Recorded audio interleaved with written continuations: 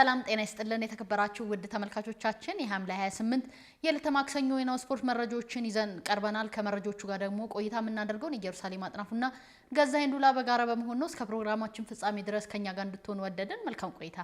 ጋዜጣ እንዴት ነው? ሳምንቱ እንዴት እያለፈ ነው? ትላንትና ደግሞ አንድ ትልቅ ጋዜጣዊ መግለጫ ላይ ተገኝተ ነበር። ኤምኤምኤ ፋይት እንግዲህ ለሁለተኛ ጊዜ እዚሁ አድዋ ሙዚየም ላይ ይካሄዳልና ምን ይመስል ነበር? በጣም ብዙ አነጋጋሪ ነገሮችን ነበር የያዘው። ያው ትላንት እንግዲህ እንዳልሽው ጋዜጣዊ መግለጫው ላይ ተገኝተናል።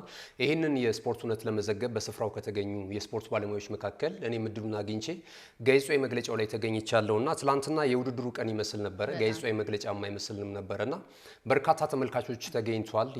የተጫዋቾቹ ደጋፊዎች እንደዚሁ በርካታ ኪሎ ሜትሮችን አቆራርጠው ተገኝቷል። ከጋምቤላ የመጡ ነበሩ፣ እንደዚሁ የአዳማ ተወካዮች፣ የትግራይ ተወካዮችም ስላሉ እዚህ የውድድር መድረክ ላይ የአዲስ አበባ ነው እና ብዙ ሰዎች ነበር የተገኙት። የሶሻል ሚዲያ ተጽዕኖ ፈጣሪዎች በርካቶች ነበሩ። እንዳልነው ደግሞ የሚኒስትሪሙ ላይ የሚሰሩ አንጋፋና ወጣት ጋዜጠኞችም ይህንን እውነት ለመዘገብ በስፍራው ተገኝቷልና በዚህ አጋጣሚ እንግዲህ ኤምኤምኤ በኢትዮጵያ በጣም ከፍተኛ ደረጃ ላይ እንደሚገኝ የተመለከትንበት ነው። ይሄ ሁለተኛ ውድድሩ ነው። አንደኛ ውድድሩ ላይ የተነሱ የቴክኒክ ጉድለቶች፣ አንዳንድ ቅሬታዎች ነበሩ በተለይ በተመልካች ዘንድ ማለት ነውና እነዛ ነገሮች ተቀርፈው ለዚህ ለሁለተኛው የውድድር መድረክ የተሻለ ውድድር ለማድረግ እንግዲህ ዝግጅታቸውን ስለማጠናቀቃቸው ነው ትላንት በነበረው ጋዜጣዊ መግለጫ ላይ የገለጹት ማለት ነውና በጣም አዝናኝ ነው። ለስፖርተኞቹ ተመጣጣኝ ክፍያ የሚያገኙበትን መንገድ አዘጋጆቹ እየፈጠሩላቸው ይገኛሉ። ሌሎች የስፖርት አይነቶች ላይም የታዘብኩት ነገር እንደዚህ ቢሰራ ስፖርቱ ፕሮሞት ቢደረግ ተገቢውን ክፍያ ማግኘት ይችላሉና ስፖርቶች ራሳቸውን በራሳቸው ፋይናንስ ማስተዳደር ይችላሉ። አሁን ላይ እግር ኳሳችን እንደምታየው ጥገኛ ነው። ሌሎችም የስፖርት አይነቶች ጥገኞች ናቸውና ቢሰራበት የበለጠ ኢንተርቴን እያደረገ የራሱን ኢንካም ጄኔሬት እያደረገ ስፖርቱ ማደግ የሚችልበትን አጋጣሚ ሰው ነው ያጣው፣ የሚመራው ሰው። ከዚህ የፌዴሬሽን አመራሮቻችን ብዙ ነገሮችን መማር መቻል አለባቸው። ይሄ ነገር ደግሞ እየተስፋፋ ከሄደ በምስራቅ አፍሪካ በአጠቃላይ በአፍሪካ ደረጃ በዓለምም ትልቅ የስፖርት ቱሪዝም ሊያመጣ እንደሚችል ማሳያ ነውና አዘጋጆቹ በጣም ሊመሰገኑ ይችላሉ። መጀመሪያ ሲጀምሩት እብደት ነው የሚመስለው እንደምታውቂው ማለት ነው። የማይሆን ነገር ይመስል ነበረ። አሁን ላይ ግን እንደዚህ ውጤት ላይ ሆኖ ደግሞ ብዙዎችን የሚያዝናና ነገር በመሆኑ ደግሞ የበለጠ እንግዲህ ጠንክረው እንዲሰሩ እንፈልጋለን። ትላንት የነበረው አነጋጋሪ ነገር 22ቱም ተወዳዳሪዎች ስለ ውድድሩ ያላቸውን ስሜት፣ ስለ ተጋጣሚዎቻቸው ጠንካራ ጎንና ደካማ ጎን አንስተው ነበረና ትላንት የነበሩት የቃላት ልውውጦች በርካቶችን የስፖርት ቤተሰቡን ስበው ነበረ። እስኪ ያስገረሙሽን አንቺም እስኪ አካፊን አይተሽዋል ከዛ በኋላ ቪዲዮቹ? አዎ ሴዶ እንግዲህ ከዚህ ቀደምም ቲክቶክ ላይ ብዙ አነጋጋሪ ነገሮችን ሲሰራ እናውቃለን። ትላንት ደግሞ ጋዜጣዊ መግለጫው ላይ ደግሞ በጣም ሲያስቅ ነበር። የሚወረውራቸው ቃላቶች ተመልካቹን እንግዲህ ተዝናኖትን እንዲፈጥርባቸው አድርጓል። በአሁኑ እንግዲህ ሴቶች ተወዳዳሪዎችም አሉ። የነሱም ውድድር በጣም ቀልብ የሚስም ውድድር ይመስለኛል። ብዙ አነጋጋሪ ነገሮችን የተመለከትንበት ነው። ግጭቶችንም ተመልክተንበታልና ይህም ደግሞ በተመልካቾች ዘንድ ቀጣይ ውድድሩ ምን ይመስላል የሚለውን ነገር ደግሞ በደንብ አጓጊ እንዲሆን አድርጎታል። አዎ ትክክል። ፌስ ኦፍ ላይ እንግዲህ በውጪው ዓለምም ተለምዷል።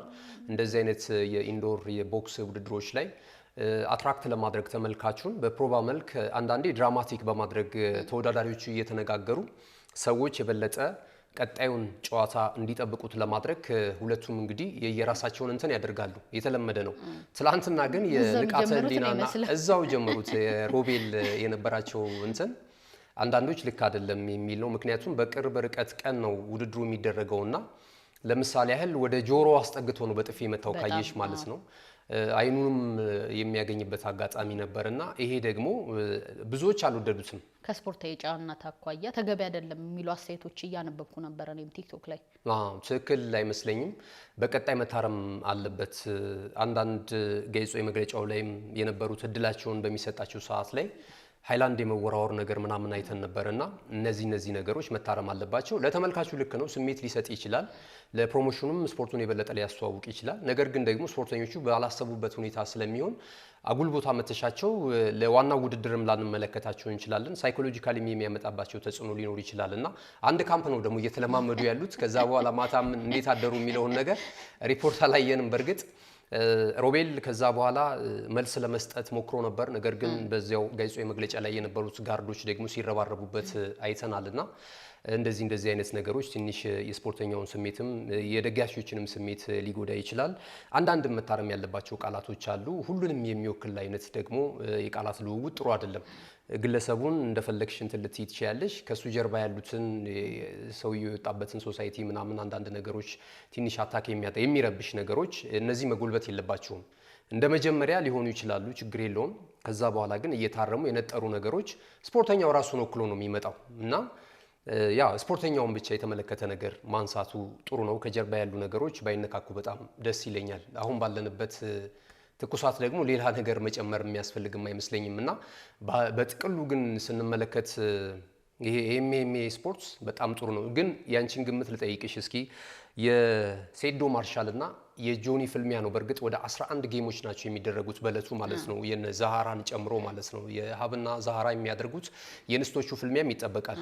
እዚህ የውድድር መድረክ ላይ እስኪ የሁለቱን የሀብንና የዛሃራን እንደዚሁም ደግሞ የሴዶ ማርሻል እና የጆኒ ፍልሚያ በማን አሸናፊነት የሚጠናቀቅ ይመስልሻል? ትክክለኛውን ነገር ንገሪ። እንግዲህ ጆኒ በቀላሉ ሴዶን ያሸንፈዋል ብዬ አስባለሁ። ምክንያቱም በርካታ ልምዶች አሉት። በዓለም አቀፍ ደረጃም እንግዲህ የተለያዩ ውድድሮችን የሚያደርግ ልጅ ከመሆኑ አኳያ በቀላሉ ሴዶን ያሸንፋል ብዬ አስባለሁ። ግን በጣም ተጠባቂ የሚያደርገው ውድድሩ ሴዶ የሚያደርገው ሪያክት ምን ይመስላል የሚለው ነገር በጣም አሁንም ያጓጓኛል። ወደ ሴቶቹ ስናመራ ዛሃራን ነው እኔ በደንብ እማቃት። ዛራ የምታሸንፍ ይመስለኛል። የሀበንን እንግዲህ ውድድር ከዚህ ቀደም ስላላየሁት ያየሁት የዛራን ስለሆነ ስትለማመድም የተለያዩ ቲክቶክ ላይ በምትለቃቸው ቪዲዮዎች ዛራን የምታሸንፍ ይመስለኛል። የኔ ግምት ነው። እንግዲህ ዛራን ብዙዎች እየገመቷት ይገኛሉ። ነገር ግን ደግሞ የዕለት ኮንዲሽን የሚባል አለ፣ ወቅታዊ አቋም ማለት ነው። የዕለት ዕለት የምትገኝበት ብቃት ወሳኝ ነው። ስለዚህ የሀብም ቀላል ግምት የሚሰጣት ተወዳዳሪ አይደለችም። ዛሃራ እንዳልሽው በተለያዩ ዓለማት እየተዟዟረች ባለፈው ታይላንድ ላይም እንደዚሁ ኢትዮጵያን ወክላ ተመልክተናታል እና ያኔ እንደውም ጉዳት ላይ ሆኜ ነው ያሸነፍኩት ብላለች። ይሄ እንደውም ማካካሻ ሆኖ እዚች ባላንጣይ ፊት ላይ የሚዘንቡትን ቦክሶች ትመለከታላችሁ። ይዛለታ ጥሩ ተዝናኖት ያለውን ፉክክር ለማስመልከት ነው ሁለታችንም ዝግጅት እያደረግን የምንገኘው ብሏል። እንግዲህ ጆኒ ደግሞ እግር ሰባራ ላይ ተጠምዷል። እግሩን ሰብረዋለሁ የሚል ነው ሀሳቡ ወይም ምኞቱ። እንደገና ደግሞ ሴዶ ማርሻል እናያለን የተለያዩ ድንጋዮችን ሲሰብር እንግዲህ በተግባር ደግሞ የሰው ፊትን ካገኘ ምን ሊያደርግ ይችላል የሚለው ነገር እንግዲህ ነሐሴ 21 በዕለተ ሐሙስ ከቀን 10 ሰዓት ጀምሮ በአድዋ ሚዚየም የሚደረገው የውድድር መድረክ እነዚህን ሁነቶች ይዞ በጉጉት እየተናፈቀ ነው የሚገኘውና እኛም እንግዲህ ከስር ደግሞ ወቅታዊ የሚወጡ ሰበር መረጃዎች ሊኖሩ ስለሚችሉ ወደ ውድ ተመልካቾቻችን የምናደርስ ይሆናል። ካለን ሰዓት አንጻር ግን ወደ ሌላ መረጃዎች ብናልፍ እስኪ ወደ ሌላ መረጃዎች ስናልፍ ከ20 ዓመት በታች የአትሌቲክስ ሻምፒዮና እንግዲህ አሜሪካ ላይ ይካሄዳል። ኢትዮጵያ ሀገራችንም በዚህ ውድድር ላይ ተሳታፊ እንደሆነች ይታወቃል። ከቪዛ ጋር ተያይዞ እንግዲህ በርካታ አነጋጋሪ መረጃዎች እየወጡ ነው የሚገኙት። 7 አትሌቶች ቀርተዋል እዚህ ውድድር ላይ። አዎ ትክክል ነው። ከቪዛ ጋር ቪዛ ደርሶላቸዋል ይመስለኛል። በዚህኛው አመት እንደውም የጽህፈት ቤቱ ኃላፊ ዶክተር አመንሲሳ ከበደ በጣም በጥሩ ሁኔታ አጠቃላይ ቪዛን በተመለከተ ከዚህ ቀደም የኢትዮጵያ አትሌቲክስ ፌዴሬሽን ይታማበት የነበረውን የቪዛ ሁኔታ በጥሩ ሁኔታ ከአሜሪካን ኤምባሲ ጋራ በመተባበር እንግዲህ እነዚህ ጉዳዮች ለአትሌቶቹ ጥሩ እንደተደረገላቸው ሲገለጽ ነበረ። በተለይ አትሌቲክስ ስፖርት አገኘሁት ባለው መረጃ ከወትሮ በተሻለ ሁኔታ የጽህፈት ቤቱ ኃላፊ ቀደም ሲል የጠቀስኳቸው ዶክተር አመንሲሳ ከበደ በጥሩ ሁኔታ ማስኬዳቸው ተነግሯል። ከዛ በኋላ ግን አንዳንድ ጉዳዮችን አይተናል። ወደ ኤርፖርትም አምርተው እንደዚሁ ጉዞ ለማድረግ በዝግጅት ላይ ሳሉ የቀሩ አትሌቶች አሉ። አንደኛው የአጃኢባ አልዩ ጉዳይ ነው። ከሆርሞን ጋር የተያያዘ የሚል አንድ መረጃ እውነትነቱን ለማረጋገጥ የሚያስፈልግ ይመስለኛል። ከዚህ ቀደም በእርግጥ አሁን ዓለም አቀፍ ሁኔታዎች ላይ ትንሽ የሆርሞን መብዛት ወደ ወንዱ እንትን የማድላት ነገር በተለያየ ጊዜ ተመልክተናል። የተለያዩ ምልክቶች ይሄ ተፈጥሯዊ ነው፣ የሰውየው ወይም የሴትዮዋ ድክመት አይደለም። ስለዚህ እነዚህ ነገሮች እንግዲህ በቀጣይ በሕክምና የሚረጋገጡ ይሆናል። ይቺ አትሌት ግን በምዕራብ አፍሪካዊቱ ሀገር ጋና አክራ ላይ በተደረገ የአፍሪካ ሻምፒዮን የውድድር መድረክ ላይ የወርቅ ሜዳሊስት እንደነበረች እናስታውሳለን። ብዙ ኢትዮጵያኖች በጉጉት እየጠበቋት የሚገኙ ነገ በትልልቅ ደረጃ ኢትዮጵያን ወክለው ትልልቅ ሜዳሊያዎችን ያመጣሉ ተብሎ ከሚገመቱ እንስት ሯጮች መካከል አንደኛዋ ናትና ይሄ ጉዳይ ነው የሚል ማረጋገጫ አላገኘንም። ነገር ግን ደግሞ በፍንጭ ደረጃ እነዚህ መረጃዎች እየወጡ ነው የሚገኙት። የኢትዮጵያ አትሌቲክስ ፌዴሬሽን እንደዚህ አይነት አወዛጋቢ ለስፖርቱ ቤተሰቡ መረጃዎች ሲወጡ ኩልል ያለውን ጥርት ያለውን መረጃ ግልጽ ማድረግ ያለበት ይመስለኛል። አዎ ያም አነጋጋሪ እንዲሆን አድርጎታል። በርካታ በተለይ ደግሞ ስፖርት ላይ የሚተነትኑ ሰዎች የተለያዩ መረጃዎች ነው በአትሌቷ ዙሪያ ይዘው እየወጡ ያሉት። ከዚህ ሁሉ የአትሌቲክስ ፌዴሬሽኑ ግልጽ ያለ መረጃ ቢያወጣ ጥሩ ነው። መረጋገጥ እንትን ነው ምንድነው ይሄ ሳይኮሎጂካሊም ያልተረጋገጠ በሕክምና ሳይኮሎጂካሊ ወይም በስነ ልቦናው ረገድ አትሌቱን ይጎዳል። እንደዚህ አይነት ለውድድር የተዘጋጀ ገና ወጣት አትሌት ናት እና ደግሞ ብዙ ተስፋ እያሳየችን የምትገኝ አትሌት ናት። እንደዚህ አይነት ነገሮች በሚዲያ ለመናገር አንዳንድ ጊዜ ጥሩ አይደለም በሕክምና እስከሚረጋገጥ ድረስ። የኛ ደግሞ ኢትዮጵያና አትሌቶችን ደግሞ እንትን ማለት ያለብን ይመስለኛል። ይሄ ተፈጥሯዊ ነው። ቀደም ሲል እንዳልኩት በትምህርት የሚሻሻል ወይም ደግሞ ይሄ የዋ ስለሆንሽ ወይ ክፉ ስለሆንሽ የሚሻሻል የሚጠፋ ነገር አይደለም። ስለዚህ ይሄ ነገር በሕክምና ተረጋግጦ እስኪመጣ ድረስ እንደዚህ አይነት የተሳሳተ ነገር የሚያሰራጩ ሚዲያዎችም ልክ አይመስሉኝም። ይሄ ትክክልም አይደለም። ለማሟሟቅ ሰዎች እንዲሰሙን ጆሮ ገብ የሆነ ነገር ለማቅረብ ምናምን አይነት ማሟሟቂያ ሊሆን ይችላል እና አትሌቶች ላይ የሚያመጣውን ግን ዳሜጅ እንትን ማለት ማሰብ የሚያስፈልግ ይመስለኛል። አዎ ከዚህ ቀደም ካስተር ሴሜንያ የገባችበት ውጣ ውረድ እንግዲህ የሚታወቅ ነውና በእንደዚህ አይነት ጉዳዮች ሚዲያዎች ራሳቸውን ትንሽ ቢቆጥቡ መልካም ነው ብዬ አስባለሁ። ወደ ሌሎች ሀገር ውስጥ ስፖርታዊ መረጃዎች ስናመራ እንግዲህ ከሐምሌ 20 ጀምሮ እንግዲህ የተጫዋቾች የዝውውር መስኮት መከፈቱን ተከትሎ በርካታ ተጫዋቾች ከተለያዩ ክለቦች ጋር ስማቸው እየተያያዘ ይገኛል። እንዲሁም አሰልጣኞችም ወደ ተለያዩ ክለቦች እያመሩ ነው የሚገኘው። ዘሪሁን ሸገታ እንግዲህ በኢትዮ ኤሌክትሪክ ውሉን ማራዘሙን ተከትሎ በርካታ ተጫዋቾችን ለማምጣት እንግዲህ ጥረት እያደረገ እንደሚገኝ ይታወቃል። አማኑኤል ግዛቸውን እንግዲህ ከደሴ ከነማ ላይ እናውቀዋለን። በከፍተኛ ሊግ ደግሞ ከፍተኛ ጎል አግቢ ነው። በዘንድሮ የውድድር ዘመን ወደ ኢትዮ ኤሌክትሪክ እንዳመራ እየተገለጸ ነው የሚገኘው። እሱ ባለው ሙልጌታም እንግዲህ በዘንድሮ የውድድር መድረክ 6 ጎሎች እንዳስቆጠረ ይታወቃል። እሱም ደግሞ ከኢትዮ ኤሌክትሪክ ጋር ስሙ በስፋት እየተያያዘ ነው የሚገኘው። አዎ ትክክል። ሌሎችም እንግዲህ የዝውውር መረጃዎች አሉ። በየክለቦቻቸውም የውል ኮንትራታቸውን እያራዘሙ ያሉ ተጫዋቾችንም እየተመለከትን እንገኛለን። በቀጣይ በ2019 የኢትዮጵያ ፕሪሚየር ሊግ ላይ ከምንመለከታቸው 2 አዳዲስ አዳጊ ክለቦች መካከል አንደኛው አላባ ከተማ እግር ኳስ ክለብ ነው። በአሰልጣኝ በሽር አብደላ ይመራል። ይህ እግር ኳስ ክለብ እንግዲህ ቀይ ዛላዎቹ በቀጣይ የውል ኮንትራት የሰጧቸው ተጫዋቾች አሉ። 3 ተጫዋቾችን የውል ኮንትራት አራዝመዋል። የተከላካይ ስፍራ ላይ የሚጫወተው አብዱል ከሪም ራመቶ እንደዚሁም ደግሞ ኪሩቤል ፍቅረ ማርቆስ እና ሰይድ ግርማ በቀጣይ በአላባ ከተማ እግር ኳስ ክለብ ውስጥ የውል ኮንትራታቸውን ያራዘሙ ተጫዋቾች ናቸው። በጸሎት ልዑል ሰገድ እየመራው የሚገኘው ኢትዮጵያ ንግድ ባንክ የ2017 የኢትዮጵያ ፕሪሚየር ሊግ ሻምፒዮን እንደነበረ እናስታውሳለን። ይህ ክለብ እንግዲህ አዳዲስ ተጫዋቾችን እያስፈረመ ነው የሚገኘው። አምና በፈረሰኞቹ ቤት በጣም ድንቅ ጊዜን ማሳለፍ የቻለው ፍጹም ጥላሁንን ማስፈረሙ እየተረጋገጠ ነው የሚገኘው። እንግዲህ 6ኛ ደረጃን ይዘው ነበር ፈረሰኞቹ በተጠናቀቀው የውድድር ዓመት ማጠናቀቅ የቻሉት። ፍጹም ጥላሁን በተጠናቀቀው የውድድር ዓመት 9 ግቦችን ከመረብ በማሳረፍ ድንቅ ብቃቱ እንደዚሁ ማሳየት ችሏል ማለት ነውና እነዚህ ነገሮች ተመልክተናል በኢትዮጵያ ፕሪሚየር ሊግ የዝውውር መስኮት ላይ ማለት ነው። ወደ ደጉ ደበበ እናምራና እንግዲህ ከዚህ ቀደም በቅዱስ ጊዮርጊስ ክለብ እንዲሁም ደግሞ በኢትዮጵያ ብሔራዊ ቡድን በዋና አንበልነት እንግዲህ ለረጅም ጊዜ የቆየ ተጫዋች እንደሆነ ይታወቃል። ከዚህ ቀደም አርባ ምንጭ ከተማን በምክትል አሰልጣኝነት እየመራ እንደነበር ይታወቃል። አሁን ደግሞ ወደ አዳማ ከተማ እየተዘዋወረ እየተገለጸ ነው የሚገኘው። አዎ ትክክል። እንግዲህ የዝውውር መስኮቱ በጥሩ ሁኔታ እየሄደ ይገኛል።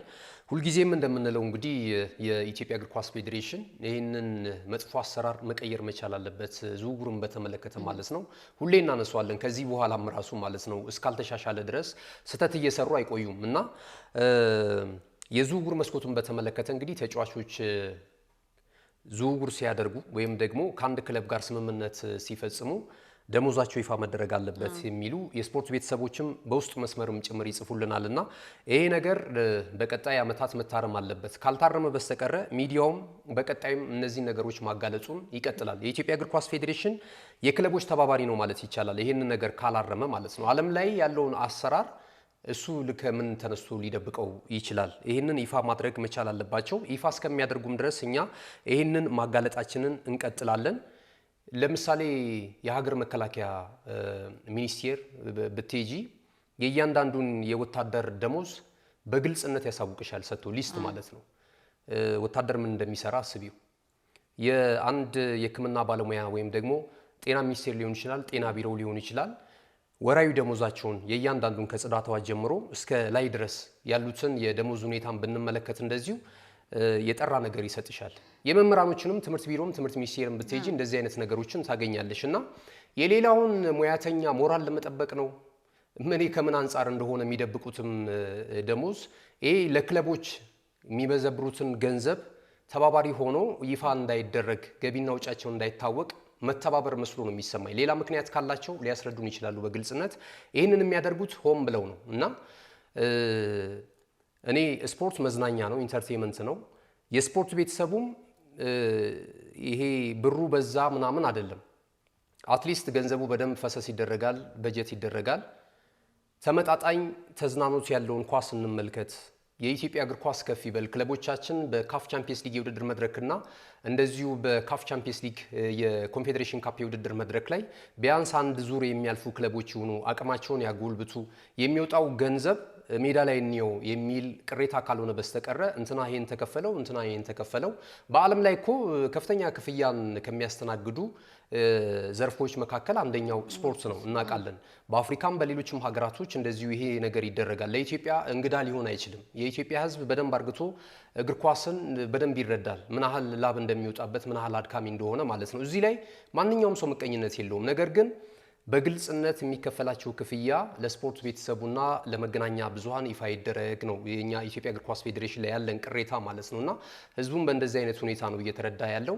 ስለዚህ የኢትዮጵያ እግር ኳስ ፌዴሬሽን ወራዊ ደሞዝን ክፍያ ይፋ ማታደርጉበትን መንገድ ለስፖርት ቤተሰቡ ግልጽ ብታደርጉልን፣ ተባባሪ ካልሆናችሁ ኮራፕትን ለሆነ አሰራር ክለቦቻችን ለሚያበክኗቸው ገንዘብ ያውም የመንግስትና የህዝብ ገንዘብን እያባከኑ እዚህ ግባ የማይባል ስራዎችን እየሰሩ ስላሉ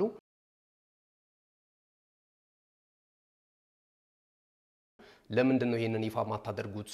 ማን ተው ብሏችሁ ነው? ጀምረውት ነበረ። ማን እንዳስቆማቸው በማን ተጽዕኖ ጥላ ውስጥ እንዳሉ ቢያሳውቁን በጣም ደስ ይለናል። የስፖርት ቤተሰቡም ጥያቄ ስለሆነ ማለት ነው ጄሪ። አዎ ይሄ ጉዳይ ከአመት አመት እንግዲህ ኢሹ እንደሆነ እየቀጠለ ነው የሚገኘው። እንዳልከው በተወሰነ ጊዜ ጀምረውት ነበረ፣ ማሳወቅ ጀምሮ ነበር፣ እንቅስቃሴ እያደረጉ ነበር። ጋዜጠኞችም እንግዲህ ትክክለኛውን መረጃ ለህዝቡ ተደራሽ ከማድረግ አኳያ የገንዘቡ መጠን ቢታወቅ ጥሩ ነው። ምክንያቱም ደግሞ ስፖርቱ ለሚነሱ ብዙ አወዛጋቢ ጉዳዮች አሉ ከገንዘብ ጋር በተያያዘና ያንን ለማጥራት ይፋ ቢደረግ መልካም ነው ብለን እናስባለን። የሀገር ውስጥ ስፖርታዊ መረጃዎቻችን የተመለከታችሁትን ይመስል ነበር። ካፍታ ቆይታ በኋላ ወደ ባህር ማዶ ስፖርታዊ መረጃዎቻችን ተሸጋግረን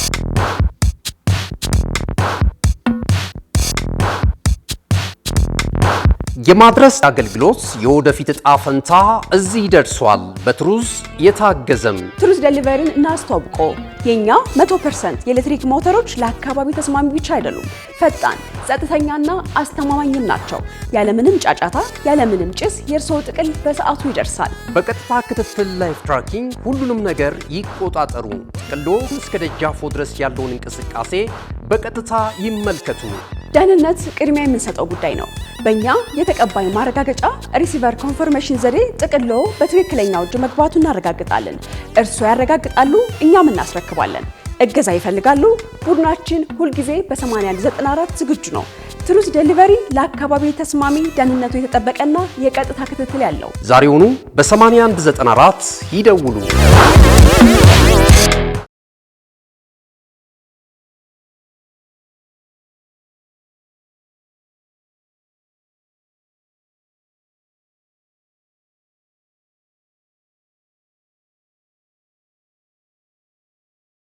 በተለይ ደግሞ ዩቲዩብ ድረገጻችን ላይ ብዙ አስተያየት ይሰጣሉና እስቲ ስለሱ እናውራ። አዎ ተመልካቾቻችን ያደረሱን ሀሳብ አስተያየትን መልሰን ወደ እነሱ የምናደርስበት ሰዓት ላይ ነው የምንገኘው። ጄሪ ገነት ደሳለኝ የተባለችው አድማጫችን፣ ይቅርታ ጌትነት ደሳለኝ የተባለው አድማጭ ተመልካቻችን ሀሳቡን አድርሶናል። በጣም እናመሰግናለን። ሴዶ ዝም ብሎ ነው አያሸንፍም፣ በዚህ የውድድር መድረክ ላይ ጆኒ ነው ጨዋታውን የሚያሸንፈው የሚል አስተያየቱን ሰጥቶናል። አቶ ሻውል ዳኜ የዘወትር አድማጭ ተመልካቾቻችን ናቸው። እጅግ በጣም እናመሰግናለን ለምታደርሱን ሀሳብ፣ አስተያየት፣ መረጃዎች የከበረ ምስጋና አለን ሲሉ ሀሳባቸውን ሰጥተውናል። አርሰናል ውጤታማነቱን ለማስቀጠል የቡድኑ አሰልጣኝ ሚካኤል አርቴታ ታዳጊዎች ላይ መስራት አለበት፣ ከጂሮና ጋር የነበረውን የወዳጅነት ጨዋታ ተመልክቼዋለሁ ብለውናል። ናስር ኤርጊቾ ደግሞ ከሳውዝ አፍሪካ ነው እያደመጠን እንደሚገኝ የገለጸልን። በጣም እናመሰግናለን ለምታደርሱን መረጃ፣ በዚሁ ቀጥሉ፣ የናሁ ቲቪ ፕሮግራሞችን እከታተላለሁኝ ብሎናል።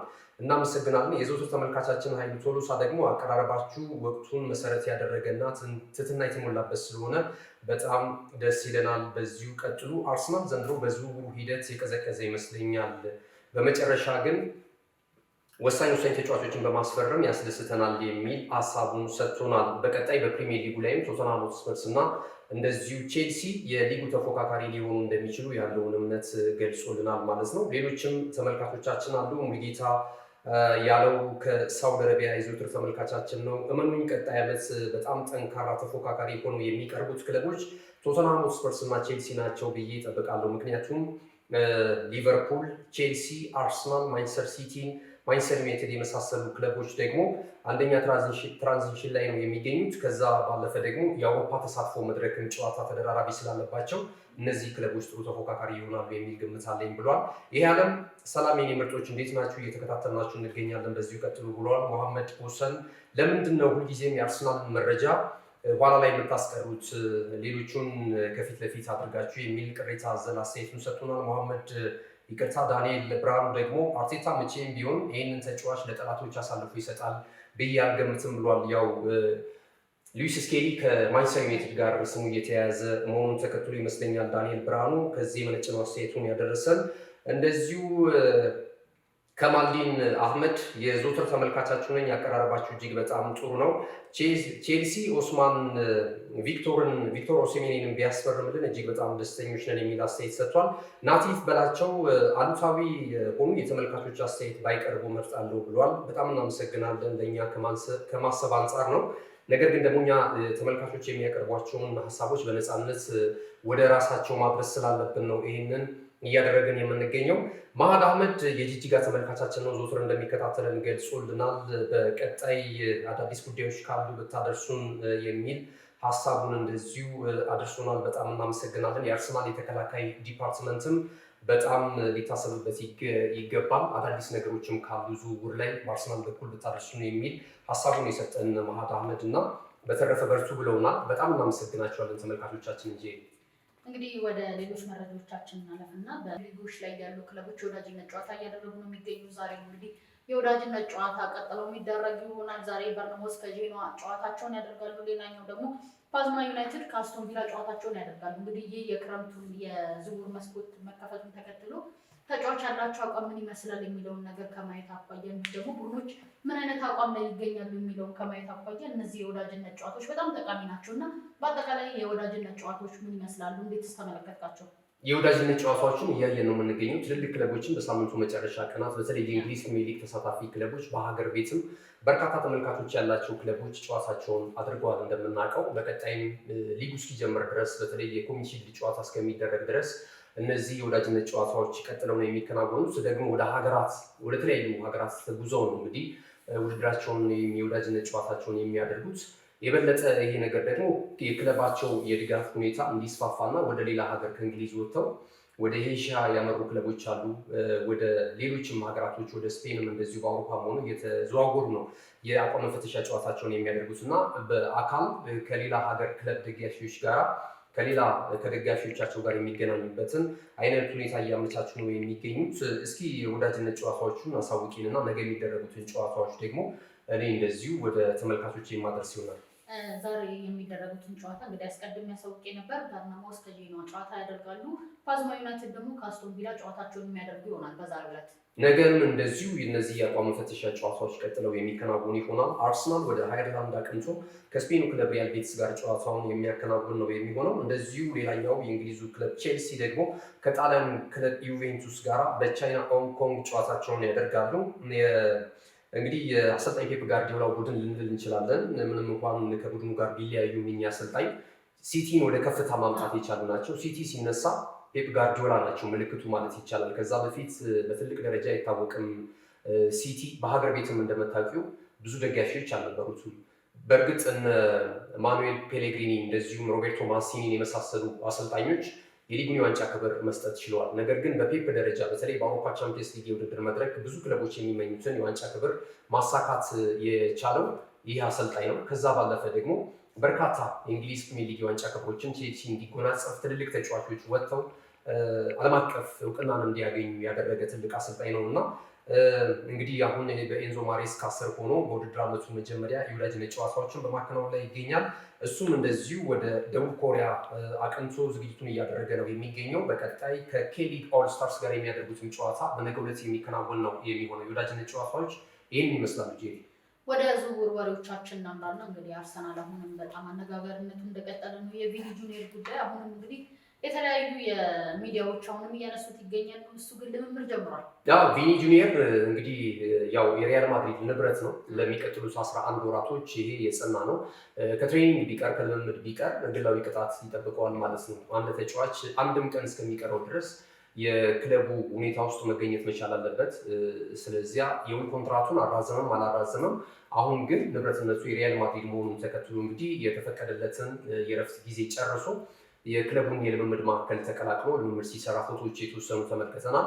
አንዳንድ እድገቶችን እየተመለከትን እንገኛለን። ምክንያቱም በተጫዋቹና በክለቡ መካከል ያለው ትከፍሉኛላችሁ አንከፍልም የሚሉ ሰጣ ገባ ውስጥ እንዳሉ ይታወቃል እና ቪኒ ጁኒየር በአመት እንግዲህ 22 ሚሊዮን ዩሮ ነው ሪያል ማድሪድ ለተጫዋቹ ለመክፈል ፍላጎት ያለው። ይሄ የክፍያ ሁኔታ ግን እስከ 30 ሚሊዮን ዩሮ በአመት ከፍ እንዲልለት ይፈልጋል።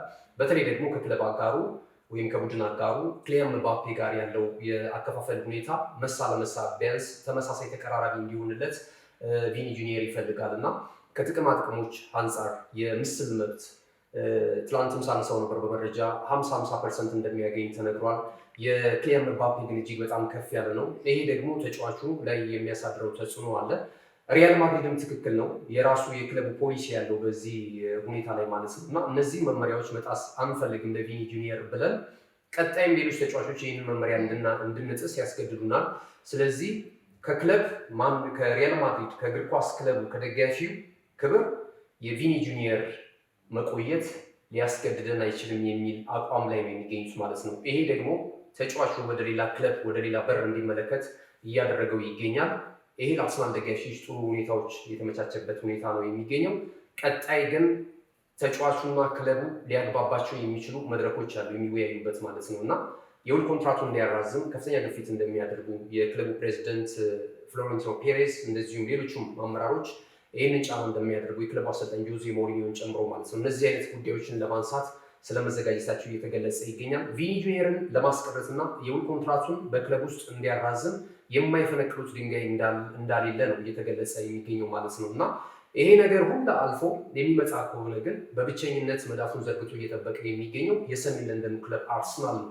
እዚህ ቦታ ላይ አርሰናል የግራ መስመሩ ላይ ለበርካታ ዓመታት ክፍተት ሲታይበት ነበረ። በተለይ ደግሞ በአሰልጣኝ ሚካኤል አርቴታ ስር ይሄ ቦታ ቢስተካከልለት ትልልቅ የዋንጫ ክብሮችን ሊያሳካ እንደሚችል እየተገለጸ ነው የሚገኘው እና አንዳንድ ሰዎች ስጋት አላቸው። ግለሰቦች ላይ አርሰናል ዲፔንድ መሆን የለበትም።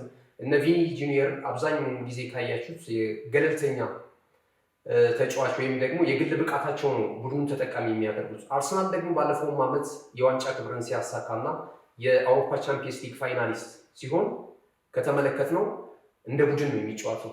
የጎል አጋጣሚዎችን ከተለያዩ አቅጣጫዎች ነው የሚያገኘው እንደ ቡድን ስለሚንቀሳቀስ። በመከላከሉም ረገድ በጣም ጠንካራ የሆነው ተጫዋቾች በጣም ዲስፕሊን ሆነው ወደኋላ ፈግፍገው ጎል ለማግባት ከመጓጓት ይልቅ የኋላውን ዲፓርትመንት የበለጠ ጠንካራ አድርገው ተከላካዮችን የማጋዝ የአማካይ ስፍራዎችን አደራጅቶ ወደፊት የመውጣት ነገር ስላለ እንደ ቡድን ስለሚጫወቱ ነው የሚሉ ቅሬታዎችም አሉ። ምናልባት ግለኛ ተጫዋቾች የሚመጡ ከሆነ አሁን ያለውን የቡድኑ መነቃቃት እንደ ቡድን እየተንቀሳቀሰ ያለውን አርሰናል እንዳይረብሽም ስጋት አላቸው እና አንዳንዶች እንደውም የጁሊያን አልቫሬዝን ጉዳይ የበለጠ አርሰናል አጥብቆ ቢይዝ የሚሉ አማራጮችም እየቀረቡ ነው የሚገኙት። ነገር ግን አንድሪያ ቤርታ ዝም ብለው ሰው አይደሉም ማለት ስፖርቲንግ ዳይሬክተር ላይ ትልቅ ልምድ አላቸው። አሁን ላይ አውሮፓ ላይ አሉ ከሚባሉ በስፖርቲንግ ዳይሬክተር ከሚታወቁ ሰዎች መካከል ግንባር ቀደሙ ናቸው ማለት ይቻላል። የቪኒ ጁኒየር ጉዳይ የማይሳካ ከሆነ ሌሎች ፕላኖችንም ይዟል። በኋላ ላይ እናያቸዋለን። የብሩኖ ጉማሬዥም የዝውውር ሁኔታ በጥሩ ሁኔታ ላይ የሚገኝ የዚህም ተጫዋች የውል ኮንትራት ወይም ደግሞ የፊርማ ሁኔታ ለማጠናቀቅ ጥረት በማድረግ ላይ የሚገኙት እና እነዚህም ጉዳዮች እያየን የምንገኘው ሌሎቹን በወፍ በረር አጠራጠር አድርገን እንመልከታቸውና እናጠናቀቃለን። እንጂ እንግዲህ ካለን ሰዓት አኳያ ሌሎች ዝውውር መረጃዎችን አጠር አድርገን ብንቀጥልና ለተመልካቾቻችንም አጠር ባለመልኩ መረጃዎችን አደርሰን ብንሰነባበት በጣም ጥሩ። እንግዲህ የጣሊያን ሴሪያው ተሳታፊው ክለብ ኮሞ መቼም ባለፈው ዓመት በጣም ጠንካራ የውድድር ዓመት እንዳሳለፈ ይታወቃል። በወጣቱ አሰልጣኝ ሴስክ ፋብሪጋዝ እየተመራ ማለት ነው። አሁን ደግሞ ይበልጥ የአውሮፓ የተሳትፎ መድረክ ይዘው ማጠናቀቃቸውን ተከትሎ ጠንካራ ለማድረግ ቡድናቸውን አዳዲስ ተጫዋቾች ወደ ስብስባቸው በማምጣት ላይ ይገኛሉ። ቻሎባን ከቼልሲ ማስፈረማቸውን አረጋግጠዋል። ወደ 30 ሚሊዮን ፓውንድ የጣሊያን ክለብ ኮሞ ለተጫዋቹ ዝውውሩ እንደሚከፍል እንደዚሁ ተረጋግጧል። የተጫዋቹ ብቃት እየታየ ደግሞ 10 ሚሊዮን ፓውንድ ለሰማያዊዎቹ እንደዚሁ በቀጣይነት የመክፈል ግዴታ እንደተካተተም የተነገረበትን አጋጣሚ እናገኛለን ማለት ነው። የጁሊያን አልቫሬዝ ጉዳይ አትሌቲኮ ማድሪድን ተቀላቅሏል። ወደ ልምምድ ማዕከሉ መጥቷል። የተሰጠውን የዓለም ዋንጫ እረፍትን ተጠቅሞ የሚሉ መረጃዎች እየወጡ ይገኛሉ። የካታላናው ክለብ ባርሴሎናን የመቀላቀል ነው ፍላጎቱ እሱ። ነገር ግን አርሰናል በአማራጭነት የቪኒ ጁኒየር ጉዳይ የማይሳካ ከሆነ የዚህን ተጫዋች ፊርማ ለማግኘት ከፍተኛ ጥረት ያደርጋል ተብሏል። አሁንም የተጫዋቹን ጉዳይ እግር በእግር እየተከታተሉ እንዳሉ ስፖርቲንግ ዳይሬክተሩና አንድ አሰልጣኝ ሚካኤል አርቴታ እየተባለ ነው የሚገኘው ማለት ነው። ከ100 ሚሊዮን ፓውንድ በላይ ለዝውውሩ እንደሚፈልጉ ይገለጻል የአትሌቲኮ ማድሪዶች ማለት ነው። የባርኮላ ጉዳይም እንደዚሁ አሁንም ድረስ እልባት ካላገኙ የዝውውር ሁኔታዎች መካከል አንደኛው ነው። ወደ መርሲሳይዱ ክለብ ሊቨርፑል የማምራቱ ነገር አይቀሬ ስለመሆኑ እየተገለጸ ነው የሚገኘው። አርሰናልም የተጫዋቹ ፈላጊ ነው። ሊቨርፑሎች ቀዮቹ እንግዲህ የተከላካይ ስፍራ ዲፓርትመንታቸውን የበለጠ ጠንካራ ለማድረግ ከዚያው ከፒኤስጂ አሊያዝ ዛባሪን ለማስፈረም እንደዚሁ ንግግር ጀምሯል ተብሏል። በቃል ደረጃ ነው። ተጫዋቹን ወኪል እያናገሩ እንዳሉ እየተገለጸ ነው የሚገኘው። አርሰናል ሌሎች አማራጮችን እየተመለከተ እንዳለ ቀደም ሲል አንስተን ነበረ። አሁን ደግሞ ፕላን ቢው ምናልባት ይሄ የፊት መስመር ቦታው ላይ ያሰባቸው ተጫዋቾች የማይመጡለት ከሆነ ወይም በዋጋ የማይስማሙ ከሆነ ጆዋ ፔድሮን በጣም በጥሩ ብቃት ላይ የሚገኘውን ተጫዋች ለማስፈረም ከቼልሲ ፍላጎት እንዳለው እየተገለጸ ነው የሚገኘው። ይህ ተጫዋች ባለፈው ዓመት ወደ 20 የሚደርሱ ግቦችን በተለያዩ ውድድር አይነቶች ማስቆጠር ችሏል። ወደ 85 ሚሊዮን ፓውንድ እንደዚሁ አርሰናል ለዝውውሩ ለማቅረብ ፍላጎት አለው። በእርግጥ ዘለግ ያሉ ዓመታቶች በቼልሲ ቤት የሚያቆዩ ኮንትራት እንዳሉ ይታወቃል። ወደ 7 ዓመታት የሚደርሱ ማለት ነው እና ይህንን የውል ማፍረሻ ሰብሮ ለማምጣት ፍላጎት አላቸው። በፕላን ቢ ደረጃ እንደያዙት እየተገለጸ ይገኛል ማለት ነው። ቅድም የፔድሮ ኔቶን ጉዳይ ወደ ማንቸስተር ሲቲ የሚያመራበት ሂደት እንዳለ ስገልጽ ነበር። እንግዲህ የክንፍ ተጫዋቹ 26 ዓመት ፖርቹጋላዊ ተጫዋች ወደ ሲቲ ያመራል የሚሉት መረጃዎች አሁን ላይ በስፋት እየተነሱ ነው የሚገኙት። እንግዲህ ሲቲ አሁን ላይም ያው ፔፕ ጋርዲዮላ እንግዲህ ከክለቡ ቢወጣም አዲሱ አሰልጣኝ እንግዲህ ተጫዋቾችን በማምጣት አንድ አዲስ ቡድኑን የማዋቀር እንቅስቃሴ ላይ ነው የሚገኘው። ጥሩ እንግዲህ ጄሪ ካለን ሰዓት አንጻር የዛሬ መረጃ ሰዓታችን እዚህ ላይ ይጠናቀቃል። በምሽቱ የስፖርት ዜና ወጃችን ላይ ዝውውርና ሌሎች ወቅታዊ አዳዲስ ስፖርታዊ መረጃዎችን አካተን ከተመልካቾች ጋር ዳግም የምንገናኝ ይሆናል። ጋዜ ስለሰጠን ስፖርታዊ መረጃ ከልብ አድርገን እናመሰግናለን። ውድ ተመልካቾቻችን የሐምሌ 28 የዕለተ ማክሰኞ የናሁ ስፖርት መረጃዎቻችን የተመለከታችሁትን ይመስል ነበር። መረጃዎቹን ወደ እናንተ ስናደርስ ቆይታ ያደረግነው ኢየሩሳሌም አጥናፍና ገዛኸኝ ዱላ በጋራ በመሆን ነው። መልካም ቀን።